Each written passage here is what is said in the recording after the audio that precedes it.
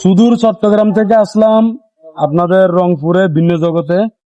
তো এখানে আসার পরে খুবই আপসেট ফিল করলাম, সেটা এই জন্য যেখানে এখানে সব রকমের গাড়ি ভিতরে ঢুকতে দেয়, কিন্তু একমাত্র বাইক ভিতরে ঢুকতে দেয় না। এটা নাকি এই ভিন্ন জগৎ কর্তৃপক্ষের নিষেধ আছে, বাইক এলাও না ভিতরে।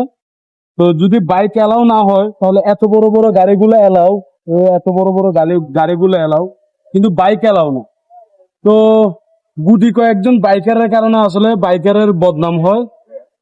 সম্ভবত কিছু বাইকার ভিতরে উচ্ছৃঙ্খল করছিল, হলার ব্যবহার করছিল, সেই জন্য বাইক এলাও না। তো আমি তাদেরকে রিকোয়েস্ট করলাম যে আমি এত দূর থেকে আসলাম, চট্টগ্রাম থেকে আসলাম, আমাকে কোনোভাবে স্যাক্রিফাইস করা যায় কিনা কিছুক্ষণের জন্য। তো আসলে উনারা বলতেছে উনাদের হাতে কিছু না, কর্তৃপক্ষ নিষেধ কঠোরভাবে। তো সেই জন্য তারা বাইক এলাও না। কিন্তু আমি অনেকগুলো বাইক ভিতরে ঢুকতে দেখছি,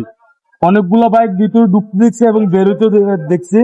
যখন আমি বললাম যে আপনাদের কিছু বাইক ভিতরে ঢুকছে, তখন তারা বললো যে যারা ভিতরে ব্যবসা করে বা স্টাফ যারা আছে তাদের বাইক।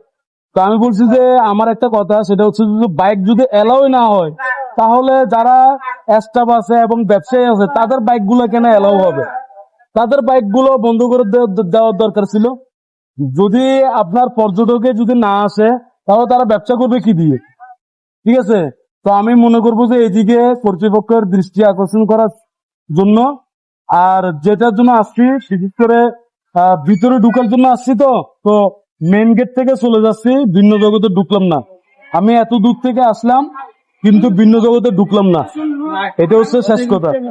চলে যাচ্ছি, বাই বাই, টাটা। ভিডিও বন্ধ করে দাও, আমি চলে যাচ্ছি। এই যে কারগুলো ঢুকবে, যে সোনামা, এদিকে দেখো তো, দেখো মানুষ মানুষ কতগুলো দেখ, দেখছো মানুষ কতগুলা, এগুলো সবগুলো ঢুকবে কিন্তু বাইক এলাও না। এই দেখো গাড়ির অবস্থা দেখো, মানুষের অবস্থা দেখো, কিন্তু বাইক এলাও না, বাইক এলাও না। এত দূর থেকে আসছি কিন্তু বাইক এলাও না। প্রবলেম করছে তো।